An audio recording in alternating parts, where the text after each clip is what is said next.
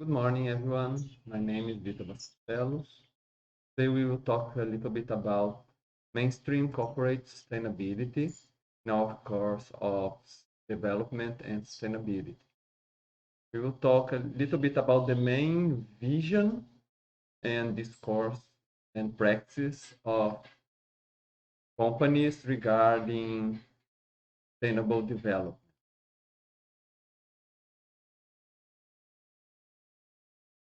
Uh, In the first part of the class, we will talk a little bit about how companies deal with their social and environmental responsibility. Then we will discuss some indexes that try to evaluate this responsibility. And in the end, we will talk about a concept called social license to operate regarding how companies relate to the society, to the local communities where they operate. First thing I think we should start to talk is a little bit what we already discussed in the first part of our course. We have uh, some patterns in capitalism, like the companies want to increase the profit, individuals want to consume more goods and service because they feel it is related to their well-being, and the government want to increase their gross domestic product as a way to help the companies and individuals to achieve their goal. Then it comes to this question in capitalism. Uh, are we able to go forward through perpetual growth in our economy and the limits of the planet, the limits of natural resources, the limits of how the planet can recover from pollution and other environmental impacts? Is it possible to conciliate this? Well, the mainstream discourse in sustainable development is that usually we see in the discourse of the political leaders and the companies and a great part of the population. And we could say that is the wider discourse of sustainable development that is currently adopted is in favor of economic growth, think that it's possible to keep growing, and does not propose to change the principles of capitalism, this one that we just discussed in the previous slide. One important term is market environmentalism. I'm using a conceptualization proposed by Bill Adams in his book of Green Development, and is a group that think that the market can regulate itself towards sustainability. We will discuss a little bit about uh, this group. And there is another one called ecological modernization that thinks that there is the need of articulation between the market and the government regulation, but still with the same pattern, like economic growth does not change capitalism, but the state, the government, plays a role to regulate and impose like environmental standards, the obligation to mitigate the environmental impacts, and so just not the market alone would regulate itself. And we have another one that Bill Adams called environmental populism, that the market, like the companies, the enterprise, they enter in some kind of networks with the local communities and help them to have a say on how the enterprise should be installed, should be managed, and use part of the profit to give some compensation for environmental and social impacts. And it gives some degree of leadership to local communities, usually in the form of NGOs and other leaders in the local community.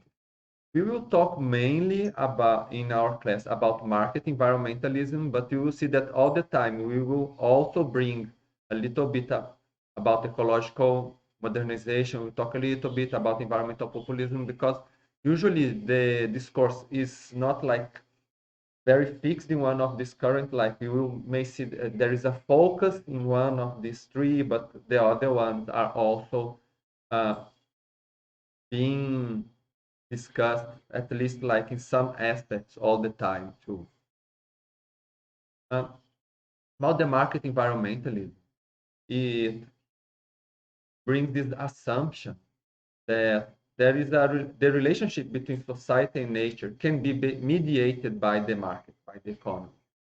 So when there is some natural resource that start to be scarce, for example, the prices will change. The price per unit of the natural resource will increase. And then because of that, the price of the products will increase too, and it will decrease consumption, and then you will prolong more the availability of this resource, and you will also stimulate more efficiency in the production, and also finding new natural resources through innovations. And the main argument that usually the stakeholders that bring this discourse of market environmentalism propose is that the market will be faster and more efficient in this regulation, this adaptation to these environmental challenges than the state, the government. But to achieve that, it would be important to incorporate the natural resources and the natural impacts in some kind of valuation and in some kind of market mechanism. So the market could respond faster to when there is some environmental challenge. So we go to the practical way. Many private business are having like a progressive more exposure to public judgment. Like we could think that the people that buy goods, that buy products, they are becoming more concerned about the environmental impacts, and especially like big companies that usually companies that export or import commodities like products that are sold and bought in very large quantities like soy, meat, wood, oil, coal.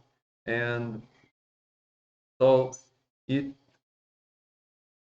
usually helps the NGOs and the general public to perceive in an aggregated way the environmental impacts, how it's causing a huge impact in some regions of the planet. And it caused some countries to propose restriction in international market for, like, if one country that is selling this product is not managing well its environment, then the other countries say, okay, we will not buy from you anymore, we will buy from another country, for example, companies of another country.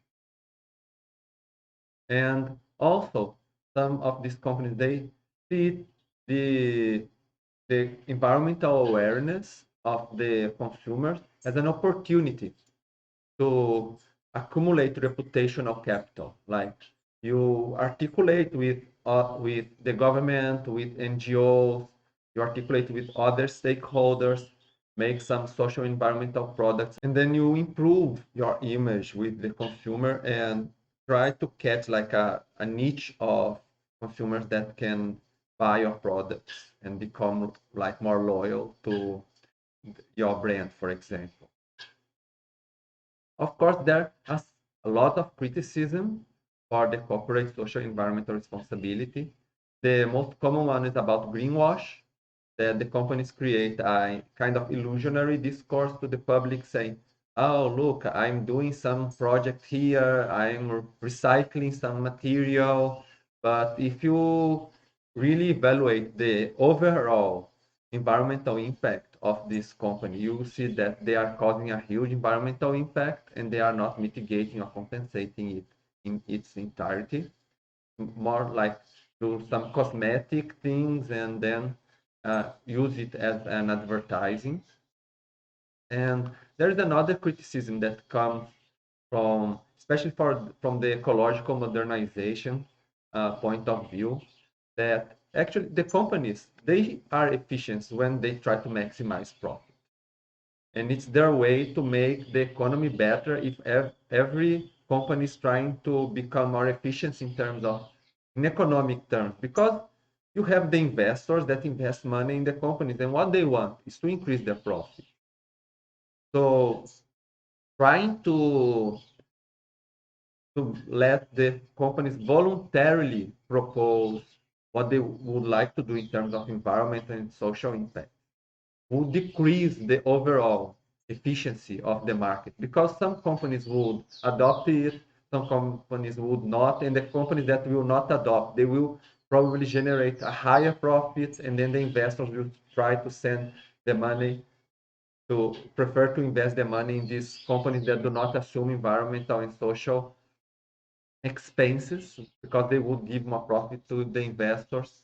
So usually the stakeholders, the authors that make this kind of criticism, they prefer to propose that the government should impose the environmental and social restriction to all the companies in the market, and then the companies will obey to this restriction and will keep trying to achieve the higher profit in the same way, but given these restrictions that are imposed by the government to all companies together.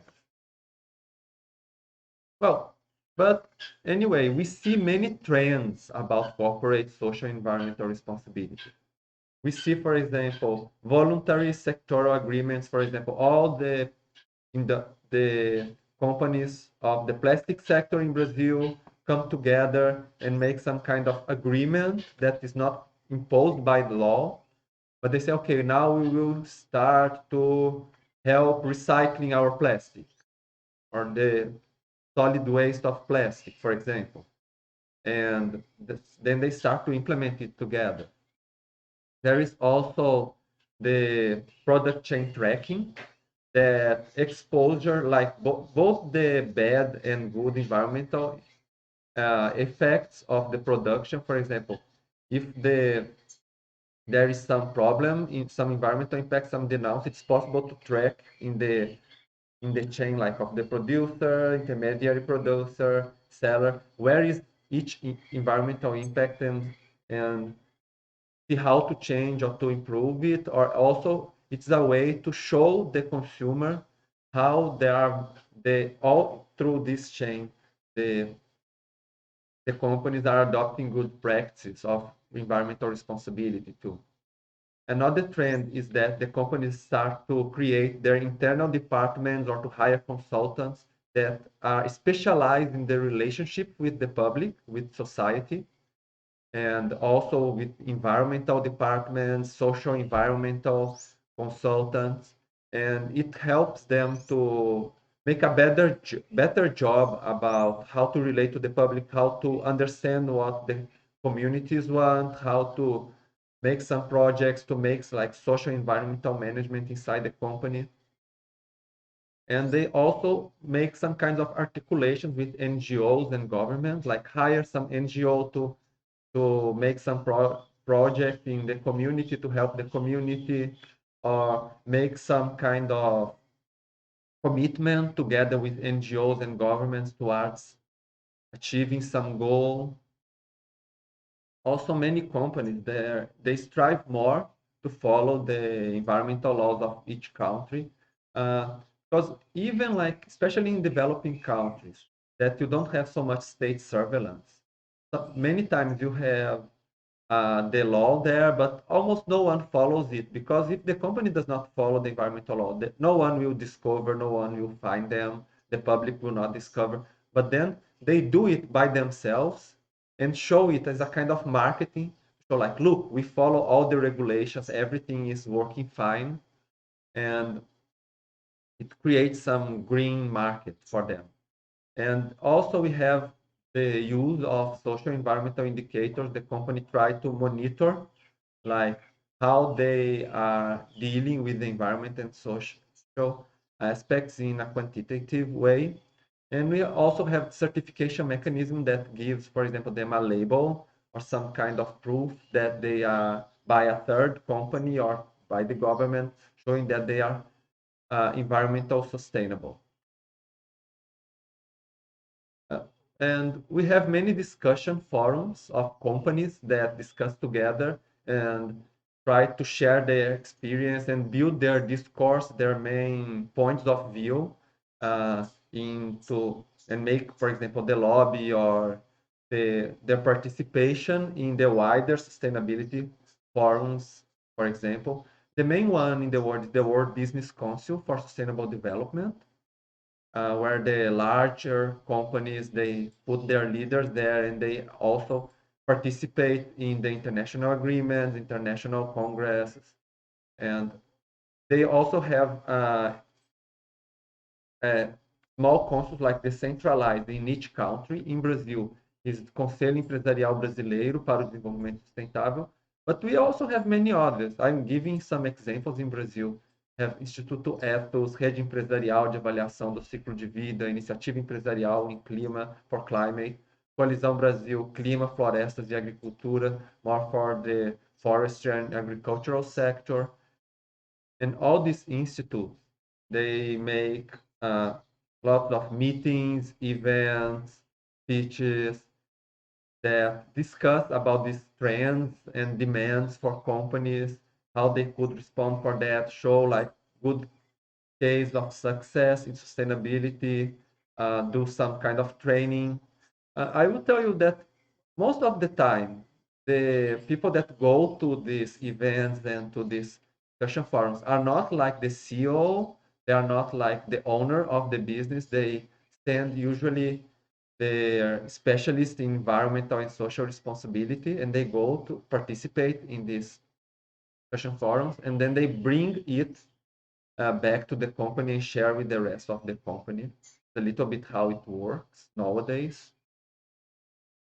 And not, so going for the certification of environmental sustainability, the main standard is the ISO 14000, and it has some kind of cycle. It starts with the planning when the company starts proposing their environmental policy, setting up like their objectives, their goals, how they want to deal with social environmental aspects in their management.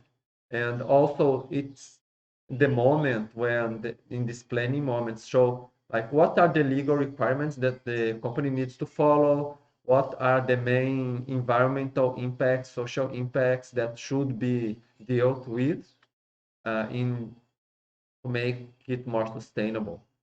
And the next phase is about implementing it. So the company starts to implement procedures, change the way they produce, they manage, creating documentation protocol to monitor these impacts in society and the environment, and also as a way to prove what they are doing, to understand what they are doing, and also like training the employees how to communicate both internally between the departments and also external communication with the consumers and the local communities too. So after they plan, they start to implement. Then they start what we call verifying phase, like they have the monitoring records, and then they start to make internal audits when the employees of the environmental and social department, they go to each department to check if everything is going well. And when they are like more certain that everything is working, then they call an external audit, for example, from a company that will go there and certify that everything is working. After all these audits, that there are the reports that show like, okay, everything is okay or not. Oh, there's some area that needs some improvement. And then we go to the fourth step, that is reviewing how this management is doing, still implementing these corrective actions and improvements. And then you go again to the planning cycle, and then you go forward. We call it continuous improvement, continuous, because it's a cycle like of planning and implementing and achieving to achieve this certification. The ISO 14000, it has many extensions. It's a series of documents. Like 14001 is the general regulation. You can get like a certification just based on that, or you can also get some extra extension. For example, for eco design of your products, if they are designed in a sustainable way, environmental labeling to receive a label that it's sustainable, the life cycle assessment of the products that show like how the environmental and social aspects are uh, assessed and mitigated or compensated since the extraction of the natural resources until the and after the use, how dispose the residues. And we also have another one for greenhouse gas emissions, about how to quantify and how to decrease these gas emissions to help dealing with climate change, global warming. There are others too. I just showed some of them here. And there is some criticism for this system of certification. For example, it it really in depth it does not show if the product is environmentally friendly. It's not the focus of the certification. It shows like if the management is being has been done in a good way, the quality of the management. Like you can have a very good management, but you can have still a product that causes environmental impact. And another thing is that the company, because of all this management and monitoring, the company knows better the impact, but it does not need to go beyond the minimum required by environmental legislation. Usually, uh, ISO 14000. The audits check if it's obeying the environmental laws, but the company does not need to do anything extra than that. Anything volunteer, for example, to get the certification. Anyway, we could think that it's at least it's some step towards a better sustainability, because if the company does not even know the impacts of the production system, they will not be able to improve it. So, for example, they could, knowing the risks or the impact, they can avoid environmental accidents. They could plan how to improve later. Although, like the system will not solve everything, but at least like it's a first step to a better sustainability. Other criticism is that the this certification system, it does not require to certify the whole chain. So the company can kind of outsource some activities that are not uh, environmentally sustainable and let another company do the dirty job, and it will not be evaluated by the certification scheme and the company will be able to get the certification in the end. One example would be about tree coal, not the mineral one. For example, the the company may think, oh, it's quite difficult to be environmentally sustainable. It may raise a lot of concerns if we are extracting the coal, like if we are causing deforestation. So it's better to pay another company that will extract it and sell to our company. And then if there is some problem, some denounce, or something doing wrong, it's responsibility of this other company. We just buy it and we don't inspect if they are doing it legally or not. Uh, Other criticism is that the certification, it does not oblige the company to include NGOs, labor unions, local communities in this management. They don't need to be included on it. Of course, if the company wants to do that, they can do, but it's not mandatory to get the certification. And so it may not create so much involvement. The other stakeholders may not be able to do some surveillance on it.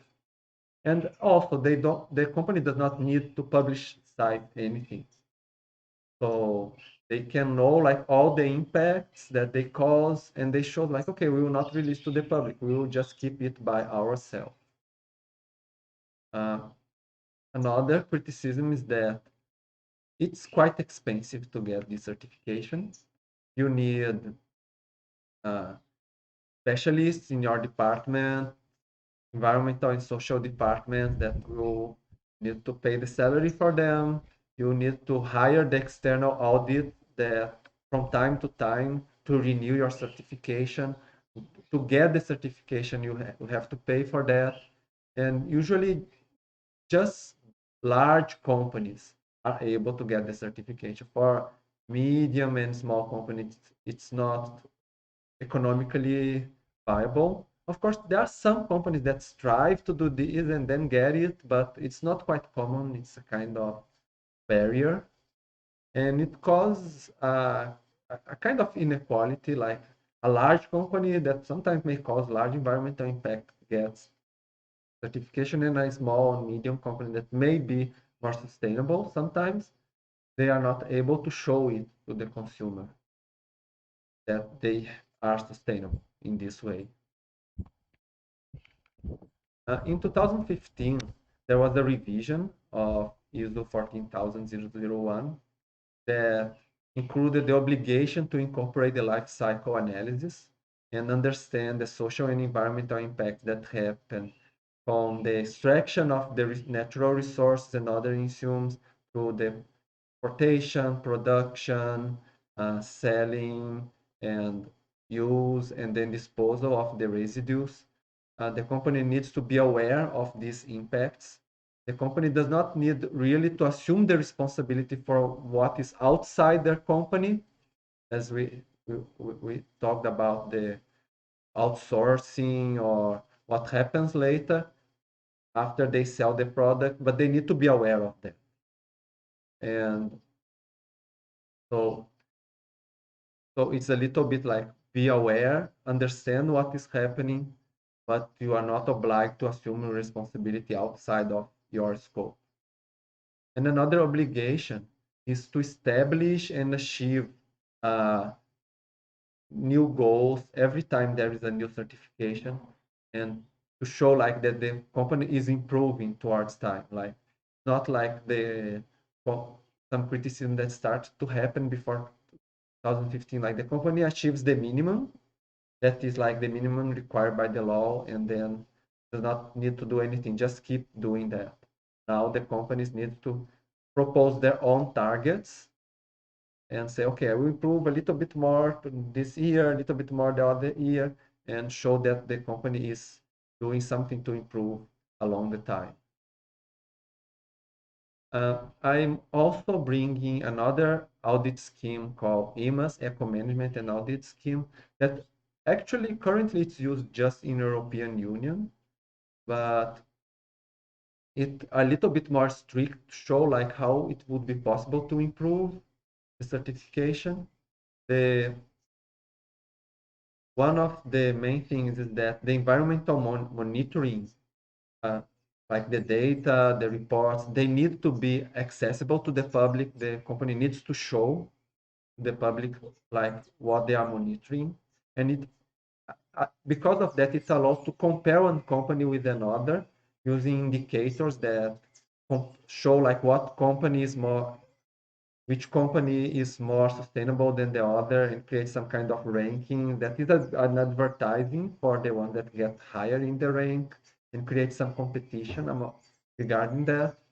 And also this scheme includes supervision of government agencies, because in the ISO 14000, to get the certification is provided by a private company that has like an authorization to emit this certification, but then start to have some criticism like, okay, is it really reliable? Because this private company, they need the profit that will, the payment that will come from the other company, so they will not be so harsh, or sometimes there may be some corruption, some that the one company will pay extra to not show something or to get the certification anyway, even if it's not sustainable.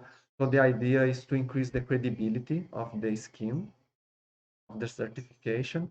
And the main reason I brought this this other scheme even if it's not used worldwide, is because it's usually show trends for the future revisions of ISO 14000.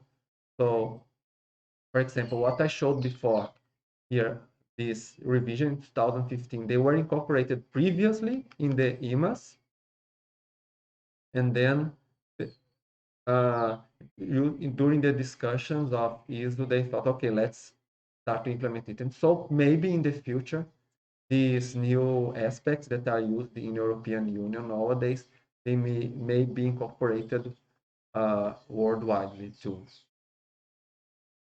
Another practice that is becoming more common through time is the sustainability reports that the companies, they voluntarily, they self-declare what they are doing in regards to sustainability. There are some guidelines that are provided by the Global Reporting Initiative.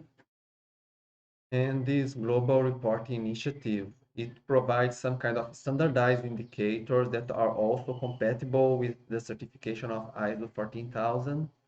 And so there is a kind of way that you can integrate what you do in the certification with this reporting. And of course, there is some criticism about using it as greenwashing because the company choose what they want to put there in the report. If they usually they would put like the good things, will not put like some bad things, will try to make some soft words about how they deal with some challenges. And also there is no inspection, if no surveillance, if they are really telling the truth.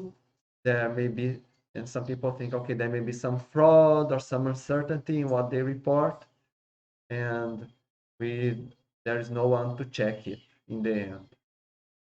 The main program for stimulating sustainability reports is the Global Compact that is supported by United Nations. And so many companies, they enter in this program and they provide United Nations their reports in some standardized ways. And it's used just to also to share good practices among the companies. There are many meetings, events, and also because it's a kind of standardized report, so it's possible to see like what goals are being prioritized by each company, how they are doing to improve in each sustainable development goal, for example. And we see in this graph that the number of companies that are uh, participating and providing the reports is increasing year by year.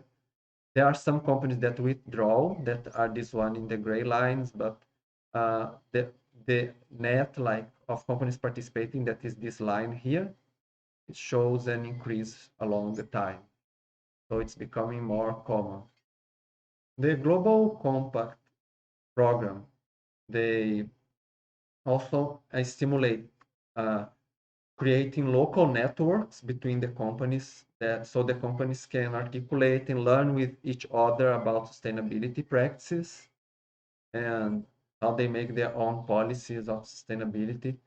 For example, in Brazil, we have more than 500 companies that are already in this network in Brazil, and you have other networks around the globe. Another initiative that I think it kind of illustrates well this kind of discourse of uh, new discourse of corporate social responsibility is the soy moratorium in Amazon.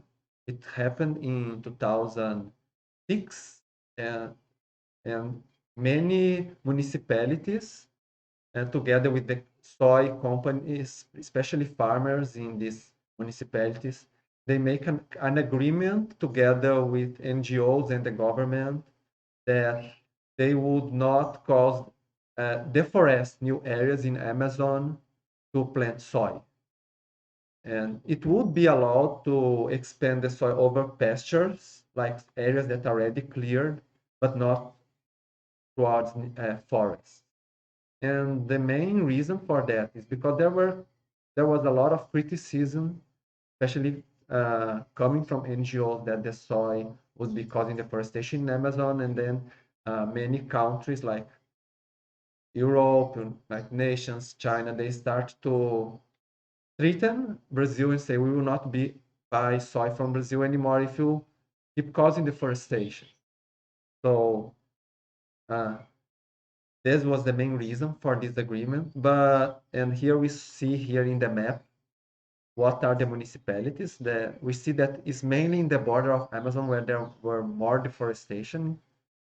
Uh, and But we could think also that it's not perfect, this kind of agreement, because, well, the soy can expand over the pasture, and then the owner of the pasture, can deforest more the forest, move forward, and then like the entire productive area moves forward the forest.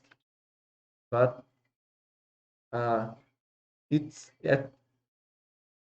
at least it's the soy farmers, they say it's what we can do now, and they created a working group, grupo de trabalho, that keep monitoring from time to time every year, like if the farmers are really following the agreement. And it's a kind of challenge. One of these challenges of these kind of private agreements is that usually they are quite strong in their beginning, when there's a lot of media advertising about this agreement.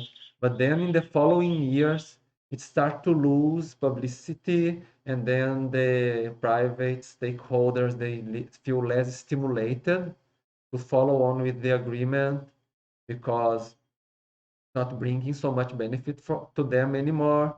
Sometimes you need to make some kind of renewal event or create a new kind of agreement to make like the advertising, the green advertisement going on. But then in 2016, there was even a kind of uncertainty if they would renew this agreement, but they decide to renew it. And still going on this money. It's more like monitoring now and less advertising, but the soy sector think that it's still important to show the others international stakeholders that they keep their commitment. Oh, this is one of the main graphs that show like how the deforestation through here we see the years in the horizontal axis and the rate of deforestation in the vertical axis. So this line that we have here is before and after the soy moratorium in the 102 municipalities that are part of this agreement. And we see that there was a sharp decrease in the deforestation after the agreement, and it kept low for some years, many years.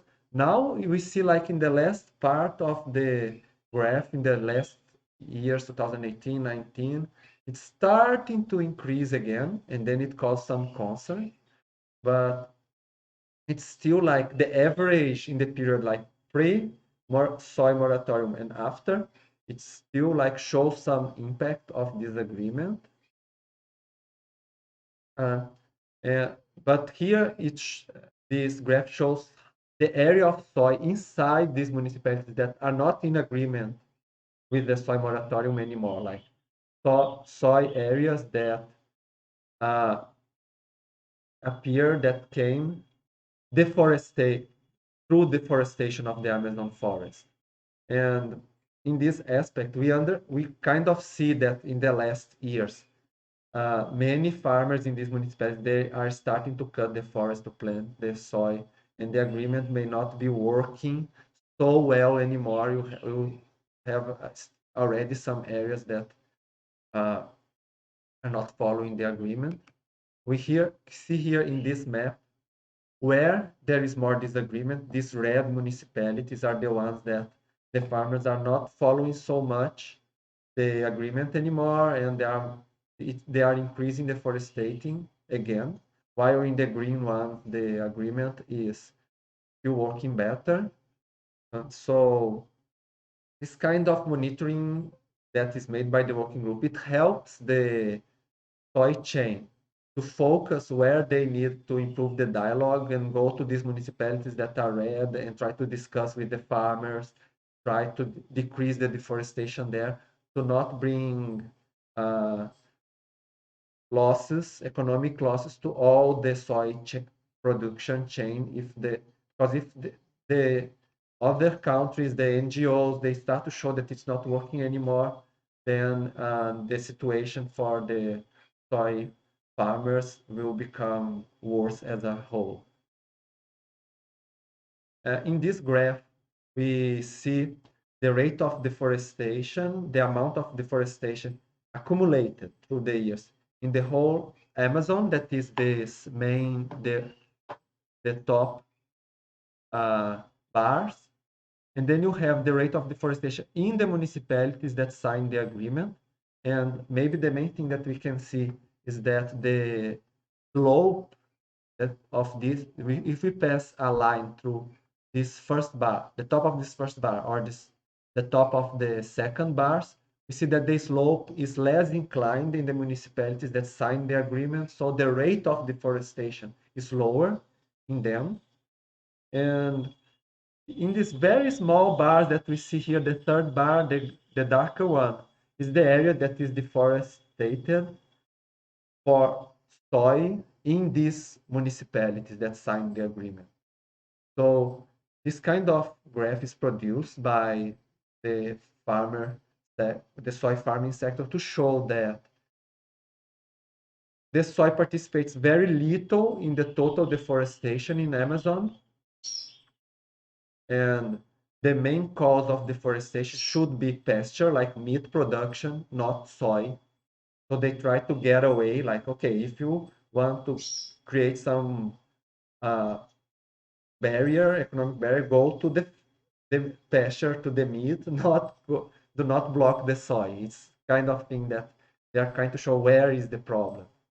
And well, actually, if we think better, the main cause of deforestation in Amazon, at least in the understanding of many authors now, is not really pasture. It's the wood industry that especially like we call madeiras de lei, like the woods that you use for furniture, to build houses and other things, because they are quite expensive, and usually it's what causes more profit with deforestation. In Amazon, you have like that very large trees, and you get a lot of money when you cut these trees and sell them. And after you already got all this money, then you have the land that is cleared, and then these companies just sell to pasture because it's the easiest way to sell the land that is already cleared. So they get a little bit more of money. And then when you do the monitoring of Amazon, you see like the pasture is increasing, but actually there are not even so many cows in this pasture. So they use this pasture more like to hold the title, the property of the land. And in the future, when there is more development, they can sell, or they can make something like sell for soy farming, for example. Another aspect of this corporate responsibility are their certifying institutions, that are the institutes that give the certification, some kind of environmental friendly label to the production. And there is this ICO Alliance that is a kind of group of all these environmental certification institutes, and it provides also some standards to achieve credibility in these indicators, to show like that the consumers can rely on these companies. So just to show some of these companies, usually they are more focused in commodities like large uh, areas of agriculture or natural resource extraction. We have, for example, aquaculture, fishery, and cotton, sugar. We have forestry, like planting eucalyptus to cut the wood and then replanting again. Have biofuels to make fuels from agricultural products, and palm oil, fishery and seafood, and also some that are kind of specific, like solidarity economy that helps to buy products for like poorer people, local communities, and agriculture, like family farming agriculture in tropical forest. We have some for artworks like tapestry and jewels that usually try to be socially responsible, to not have like slavery, or to have like good, to bring some money to poor communities that work in this kind of chain. And just to give an example of one of these certification company, there is the Bom Sucro Better Sugar Initiative. They are quite strong in Brazil, and but all along the world too. They have more than 550 members. They involve more than 25% of the sugarcane planted in the world, and around 6% of the sugarcane production that goes to the sugar mills, like the industry, and they produce like 72 million tons of sugar products per year that have this certification. Uh, for the certification, they use sustainability indicators based on sustainable development goals. They do chain tracking to see like how a specific kind of certification that shows like from farming through the mills to selling it, how it's, and also the insumes that are used, how they are sustainable, like the whole chain is sustainable. And also they have an alternative modality for family farmers that is easier to achieve, is more adapted and economically viable for these family farmers. And it seems like as a kind of social responsibility of the certification institute, some kind of like they don't really get so much money from the family farmers, but it's some kind of way to show that they are socially responsible to help the farmers to participate in the certification. So we see like how they are distributed in many countries worldwide. The one that has the small ball is where they also have the certified mills, like the industry sector together, and they are quite strongest, I could say, in Brazil, especially big farmers, and in Asia with smaller farmers of sugarcane too. And we see in this graph the membership, how it's increasing. Many every year they have more members. Most of them are farmers, as we see in this pizza graph here, but we have also the industry, and we have a few ones like from civil society, end users, traders, others, to include all the sector, and especially like for civil society and end users, is to give more credibility to the labeling, to the certification, so they kind of can make some surveillance if the institute is doing things right way, and also creating some kind of special projects, social environmental projects that involve civil society and end users too.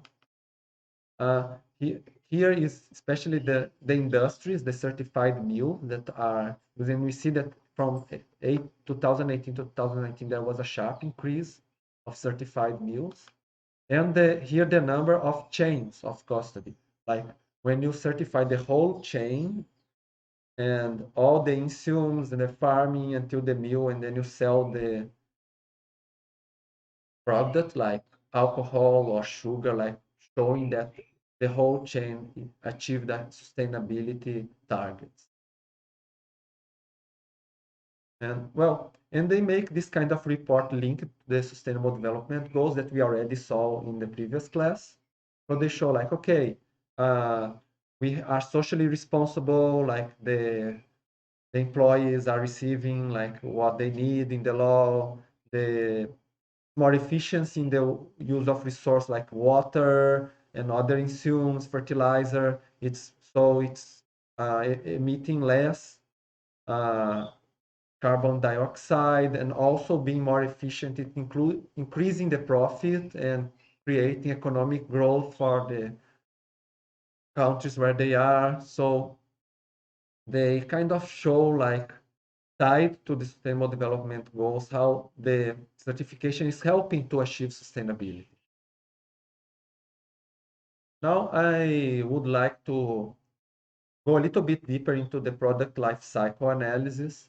I will show this example from the Brazilian national policy regarding solid waste, but these concepts can be used elsewhere, not just about the solid waste itself, but just to bring you some definitions. So this Brazilian law, it defines the product life cycle as a series of steps involving the product development, obtaining raw materials and inputs, the production process, consumption, and final disposal. So we can think about a cycle when we have the sourcing, like extracting the source for the environment, and then we have the manufacture. Each part will have like kind of residues, every social and environmental impacts that can be mitigated, can be compensated. And then you have the transportation to sell it to consumers. Here you will have losses here and pollution here too. And the consumers, sometimes depending on the product, they will also cause environmental impact and social impact here. And after they use the residues, there are many steps. Like you have to collect the garbage, you have to sort to see like what is recyclable, what is not. What you can recycle, you can put it back to decrease the inputs from the environmental impact from the inputs, but what you cannot recycle, you can use, for example, to incinerate, to generate energy, or you can put at least in landfills that are better designed to cause less environmental impact, although they have their cost too. And well, this is kind of analysis of life cycle. And the Brazilian National Solid Waste Policy, it brought an interesting concept called shared responsibility for the product life cycle.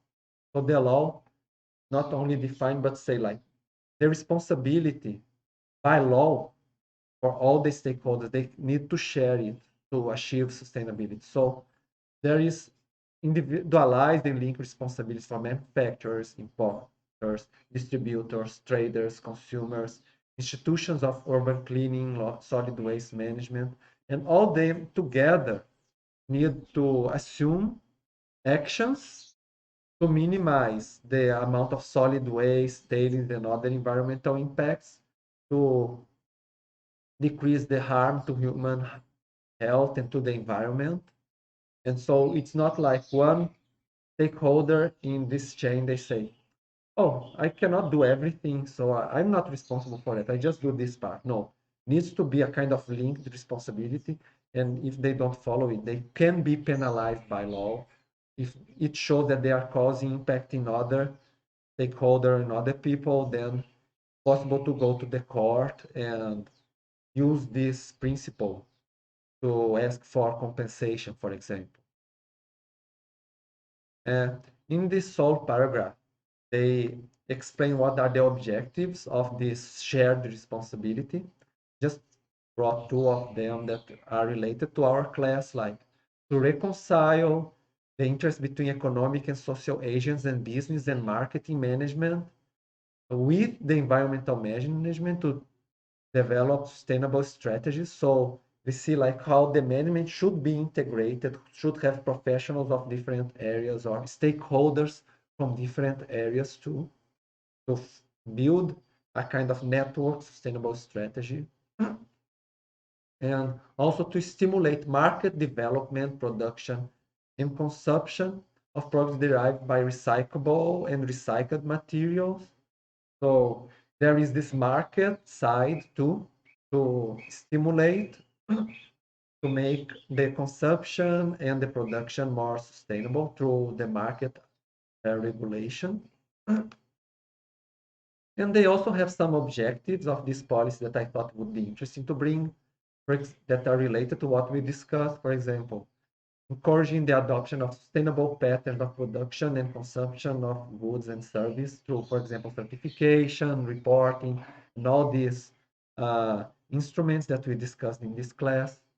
Integration of what we call reusable, recyclable material collectors, like catadores de material reciclável in Portuguese, that are usually very poor people that live on the streets, and they collect this garbage and they sort it by themselves, sometimes alone, sometimes in cooperatives, and they play a very important role in recycling, especially in developing countries, and they usually have a very poor quality of life. So the idea is to integrate them better, empower these people that work in this kind of activity, and also encourage environmental labeling, sustainable consumption that we already discussed during the class too. I would like to give just one example.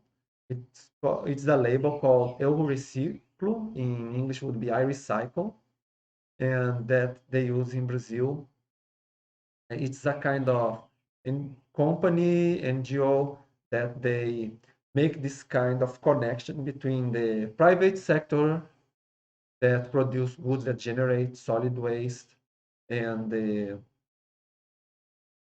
these collectors, these people that collect and garbage for recycling, and they try to make this connection. When they make this connection, they give a label to the company, so the company can advertise that they include the people that collect garbage, that collect recyclable garbage into this chain, and it's like social and environmental responsible.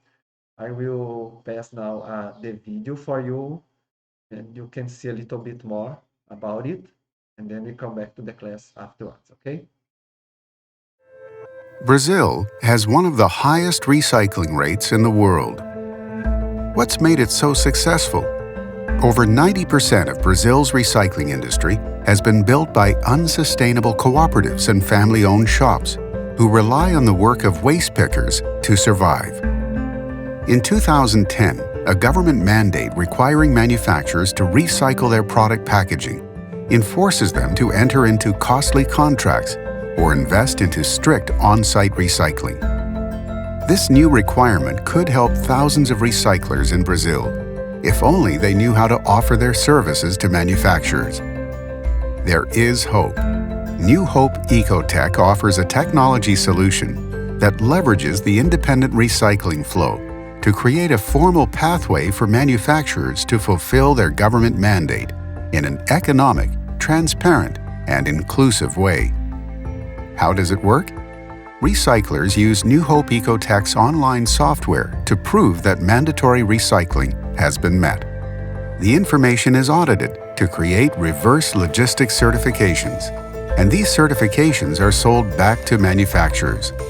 The profits from these certificates are then distributed back down the links of the chain, from recyclers to small aggregators, enabling them to finally have sustainable businesses. No waste left behind. No recycler left behind.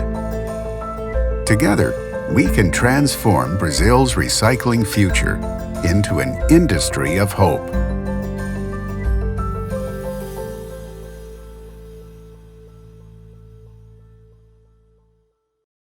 Another instrument for sustainability in the market that becoming more famous in the last years is what we call green bonds.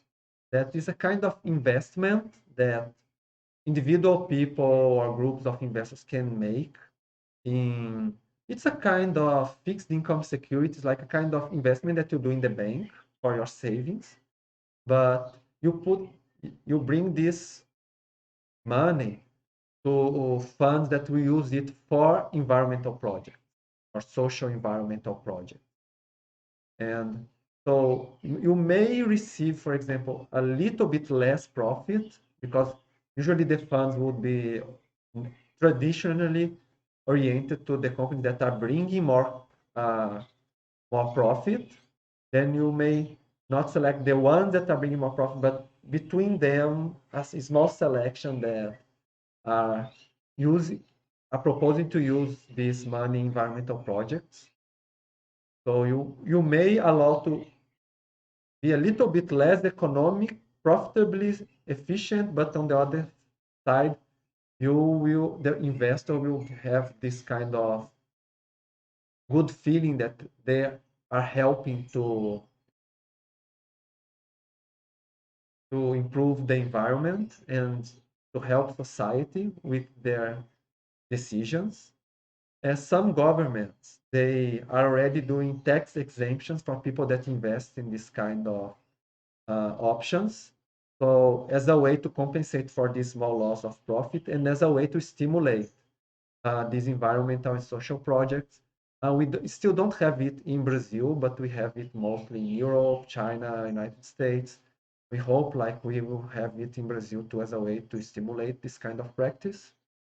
And so after you invest, besides the report later about the money that the investor received, the profit, they also receive a report about the projects that were funded, how what they achieved, how they helped to improve the environment.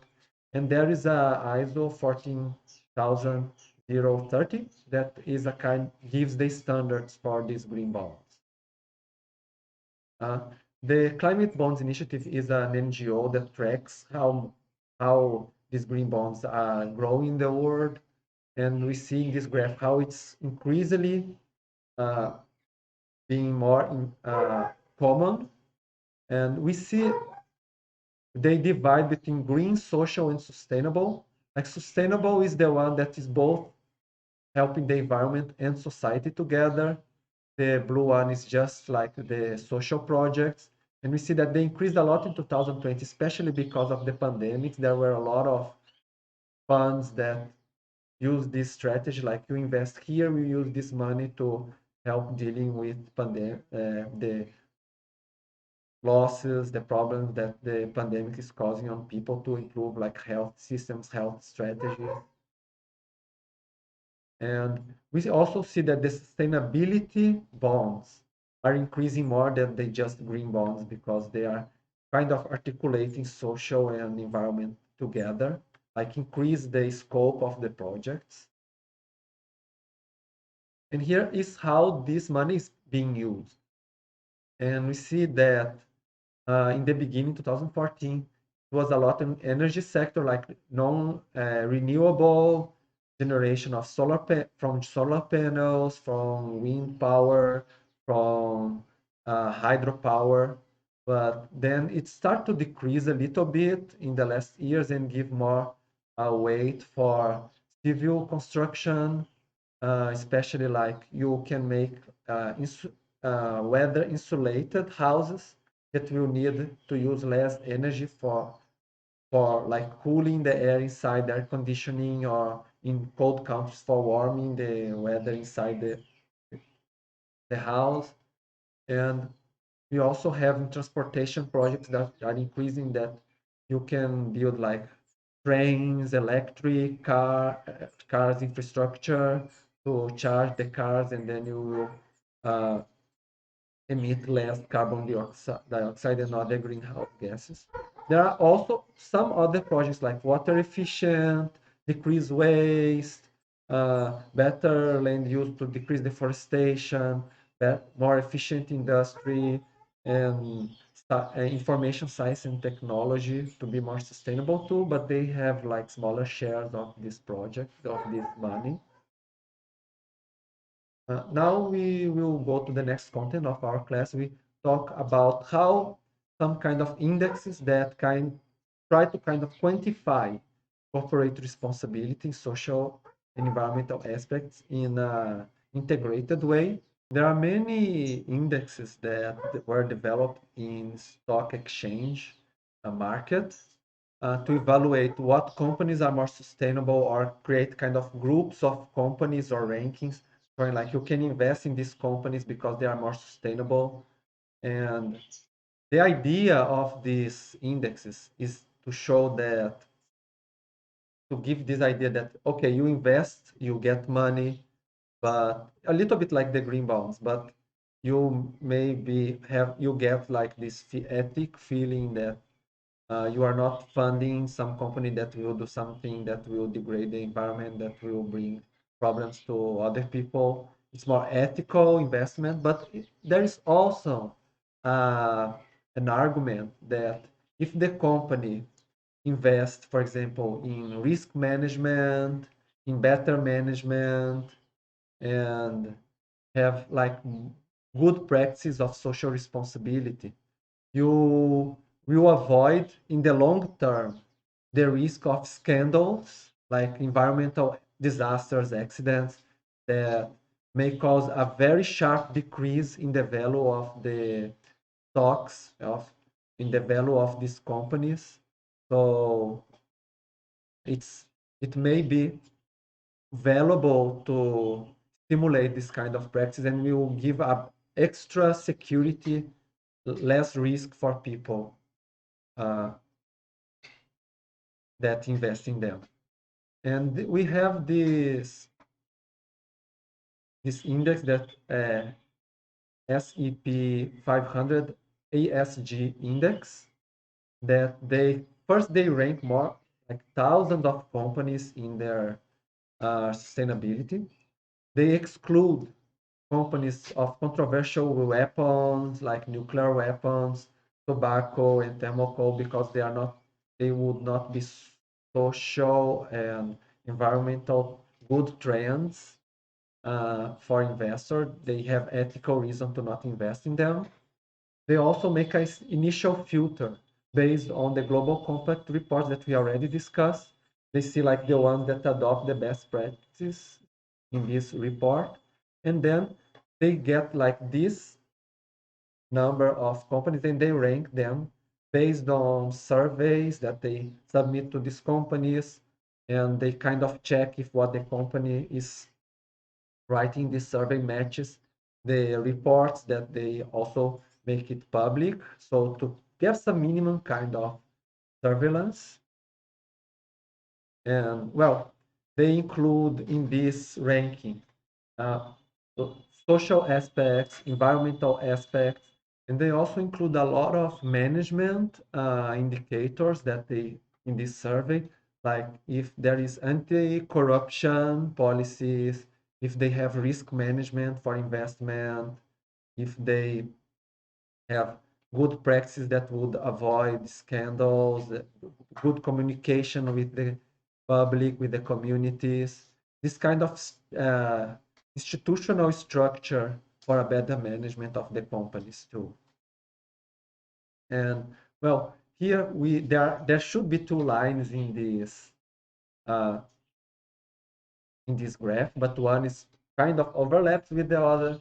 One is like the profit brought by the in yellow, the profit by the company selected by this sustainable index, and the other one is the profit brought by the companies that maximize profit.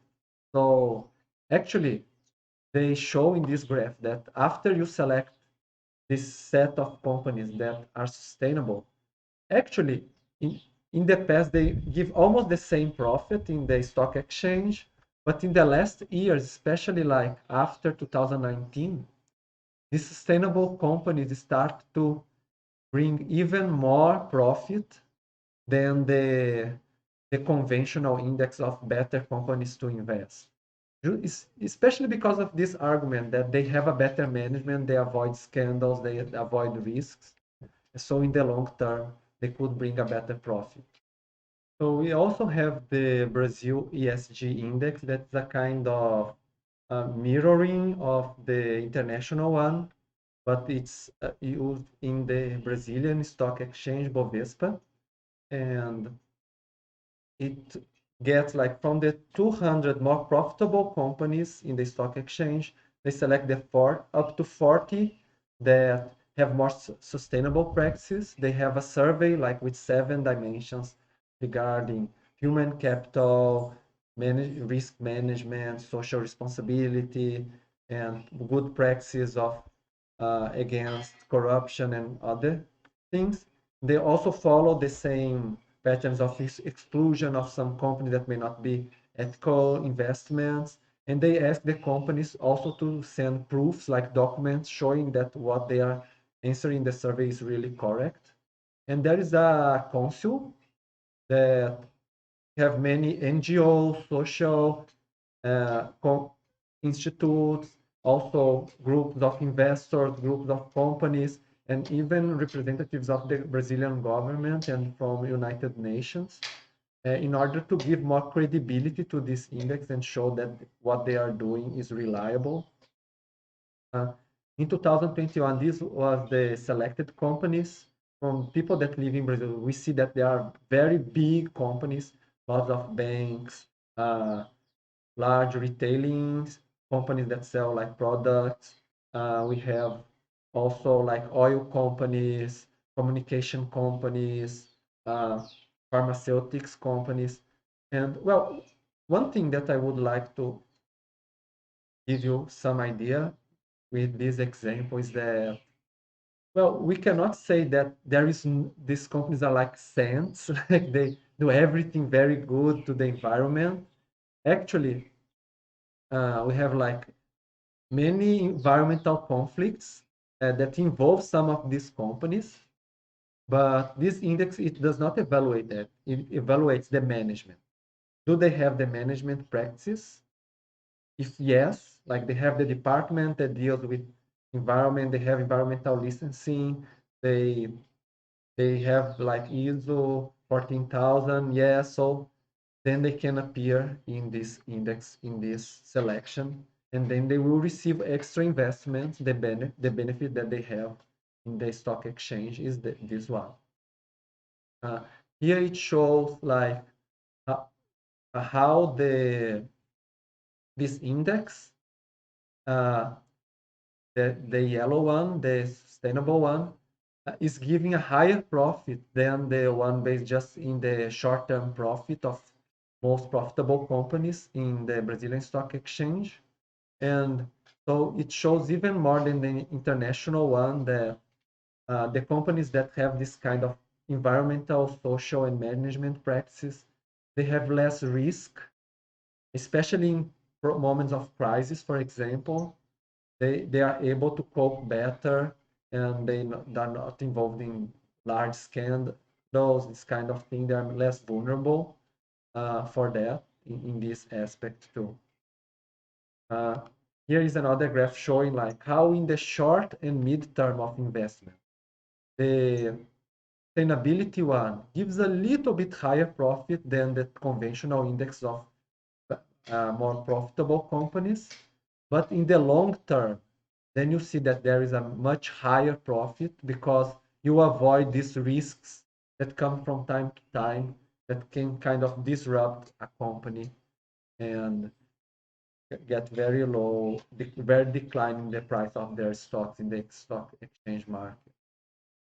So to complete this part about indicators of social and environmental responsibility, we already saw some indicators that we use for sustainable development in the last class.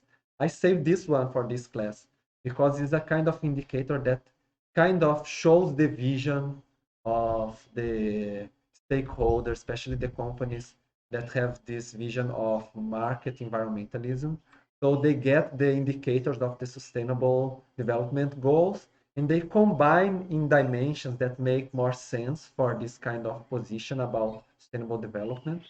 So they group and they rank, like they give more weight to these 4 dimensions, like the efficient use of natural resources that makes the industry more efficient, for the green economic opportunities, like opportunities to develop and to sell and to use more green technologies that may have like a niche in the consumer market.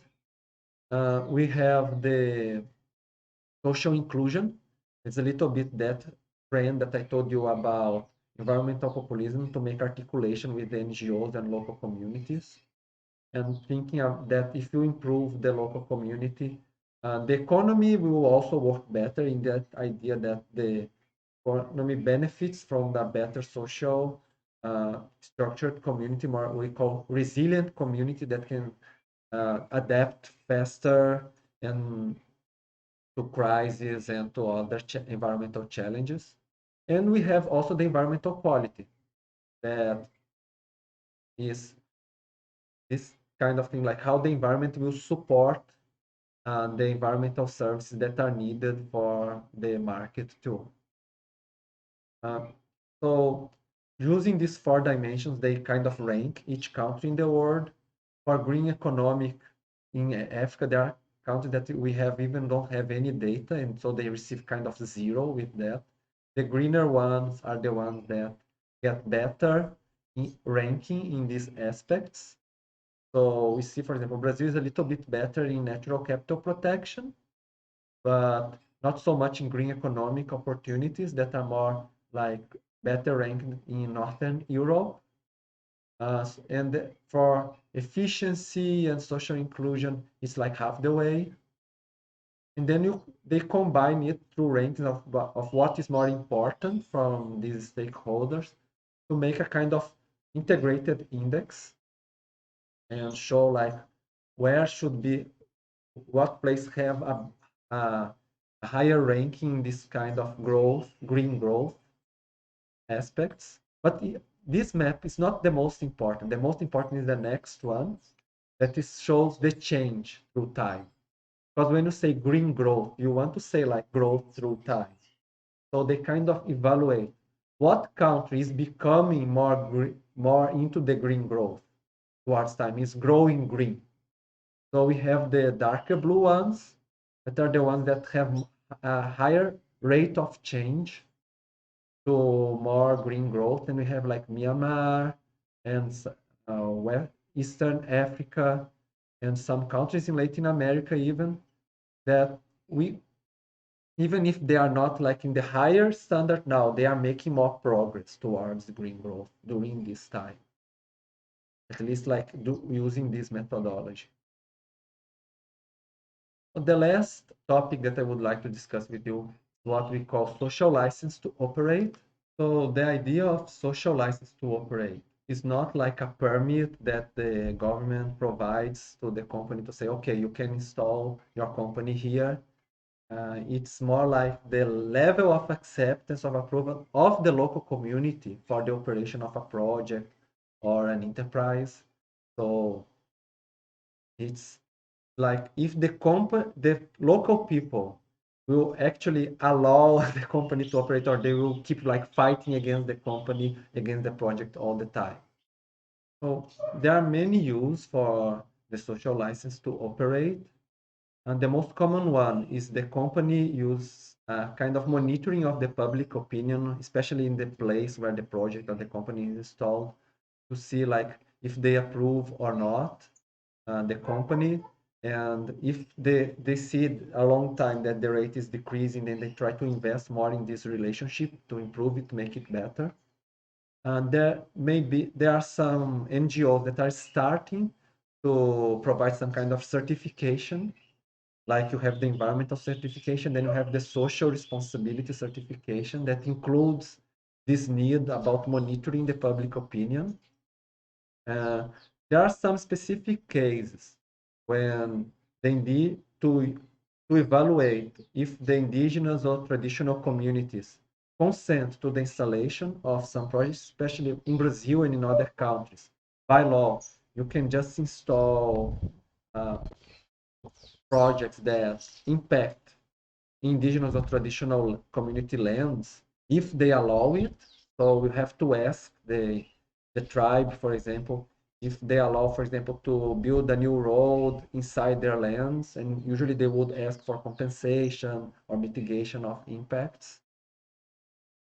And another one that is a kind of polemical, but has been discussed as a possibility, is not implemented yet, but that the government would require this kind of monitoring of public opinion as a complementary instrument to the environmental permits. So when the new project is going to be installed in some place, wouldn't it be ethical to ask the people of this place if they want this project or not? Or the government just go there and say, it's the decision and it's here. You will have to accept it.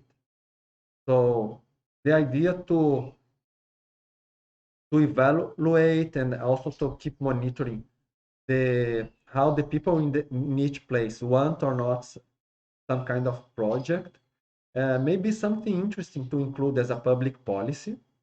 I'm not saying here that for example, if there is less than 50% of people in the local community that don't want the project, then the project will not be installed because the government may need to think wider. For example, think, okay, I know that the local community does not want it, but it's better for the overall country, so we will install this project. But the government should at least know like what the local community thinks about it too and take it into consideration. So it's a kind of possibility to do this kind of approach too.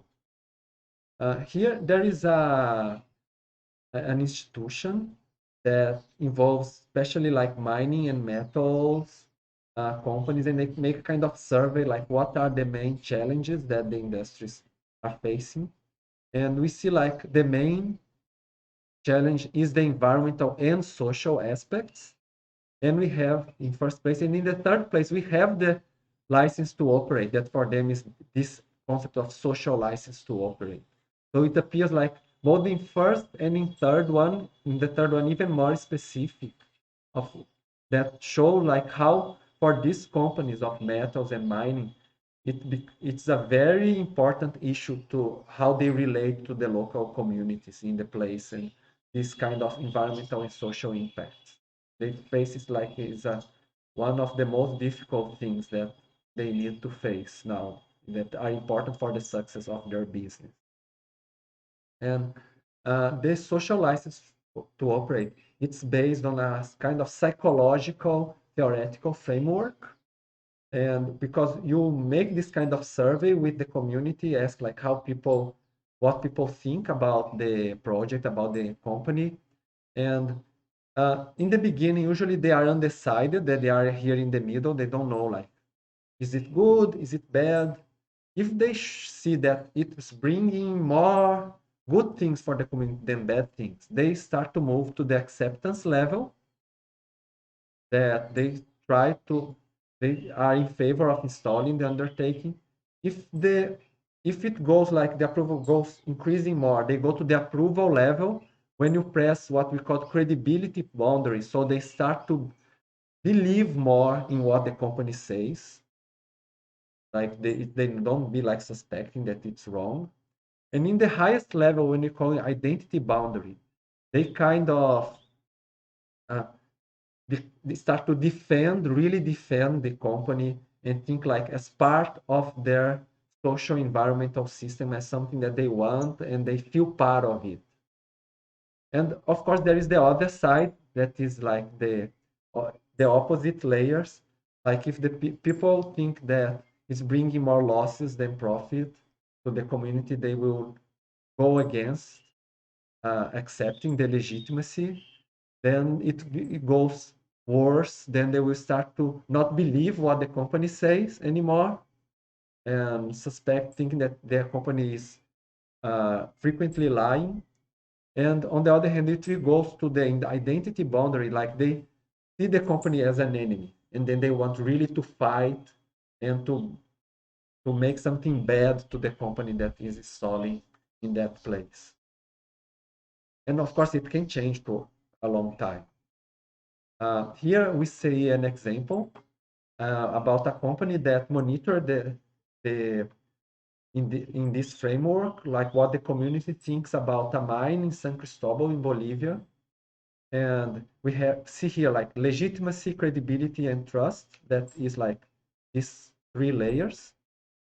And we see like in the first phase that are exploration, like the studies, the initial relationships with the community, it has some kind of wavy patterns, but usually positive, like the 0 is this line, this baseline.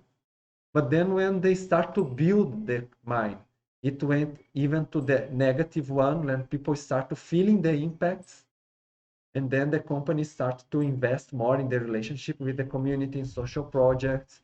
And when it goes to operation, it starts to get better. And we can think that also because people also start to receive their salary, start to be employed in the mining, and start to feel it was more important for them. So we see like how this kind of indicator can be useful both for the company, but also for the government that evaluates how to deal with this company, for the NGOs, and for the whole community that wants to understand like how everyone is thinking about this project too. Here is another study that evaluated 23 mining and energy enterprise, like large projects from 2001 to 2015, Brazil, Mexico, Congo, Ghana, Guinea, Mali, Tanzania, and United States. They made like a lot of interviews with the local communities that live around these projects to see like in which community, in which projects, and how much the percentage of these communities are against, as in favor of the projects. And they found that in most of the places, here is the zero line. So there are some part of the community that is against, but most people and most of the enterprise, most of these projects have acceptance from the local communities, and some of them even high approval. And so they show that it's something that happened like, okay, it's causing environmental impacts, social impacts, but it's also causing development. People depends on these projects to live in a certain extent, so they kind of acknowledge the value of these projects for them too. But this is when we saw all them together.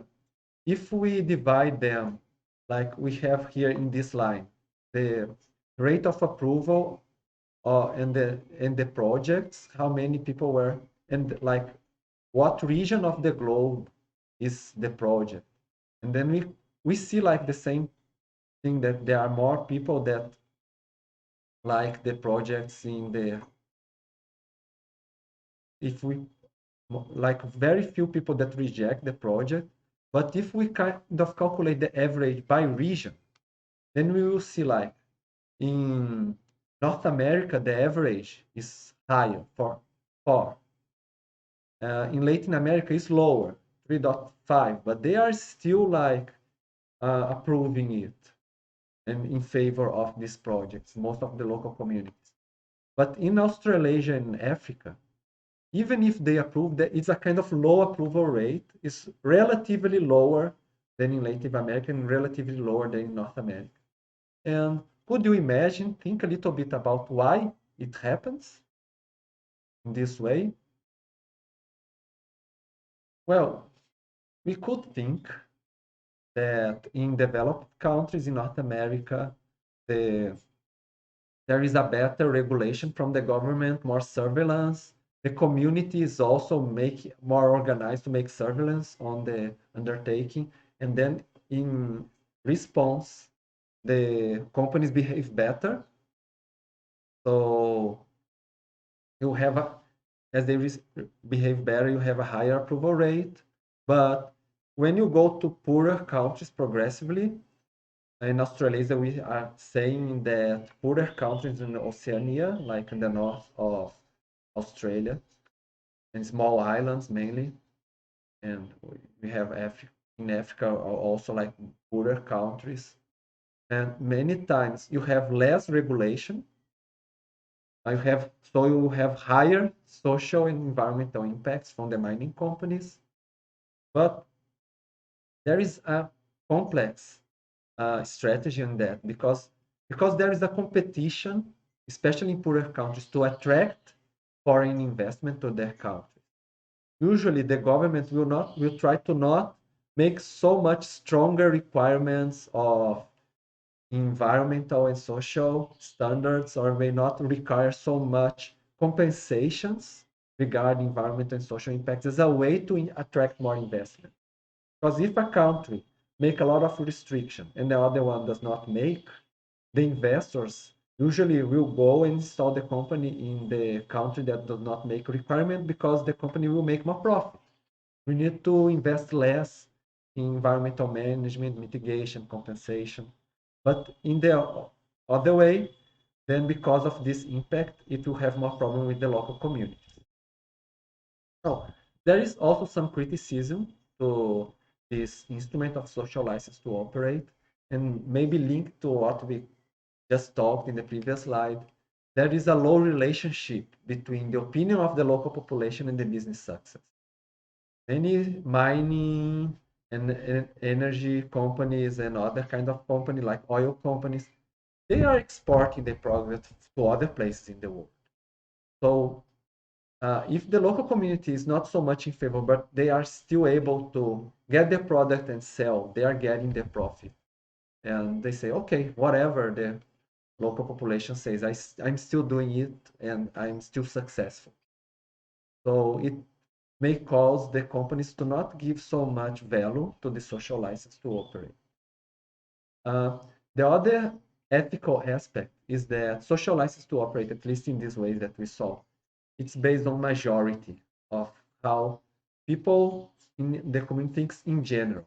But if a majority of a local population approves a project, it can go to the violation of minority groups. For example, you have a village with a lot of people, they are in favor of a mining company, but a tribe that is isolated in the same municipality, they will suffer all the impacts, but they have less people, so they will appear less in this kind of monitoring of the opinion of the local population. Another thing is that even if the local population is approving the project, then it could be used as an argument for the company to, or even for the government to approve this project, even if the environmental impact is beyond the legal level. So can we use acceptance as the only criteria to install an undertaking? Shouldn't we have limits? Also other kinds of limits, like the environmental law, the standards, to not go to irreversible changes in the environment or to not create risks for the society in the future, even if they accept the project in the current time. And the least criticism is about, like, is the local population the better judge, or shouldn't it be the experts, like environmentalists and social experts that have more knowledge, more technical expertise to evaluate these impacts? And like, shouldn't like the experts that come from, that are outside of this area, be more impartial to give, for example, some kind of suggestions for the company or for the government about what to do, since the population is kind of involved in it and they know that they are being evaluated, so they try to use it as a kind of tool to achieve their needs. Well, these are the topics that I would like to discuss with you today. I hope you enjoyed it. I hope it will be useful for you in the future. We will see in the next classes some different views that do not match these mainstream corporate visions and paradigms.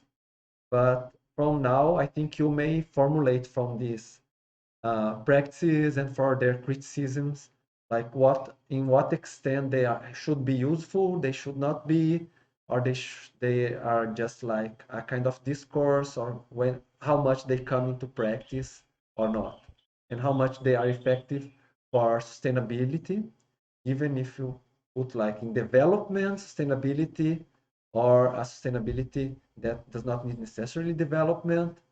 So we can make all these connections and thinking discussion with the previous topics that we already discussed along our course, and with the next one that we will see in the next classes. Okay, thank you very much, and I'm available for contact whenever you have questions and comments. See you next time. Bye bye.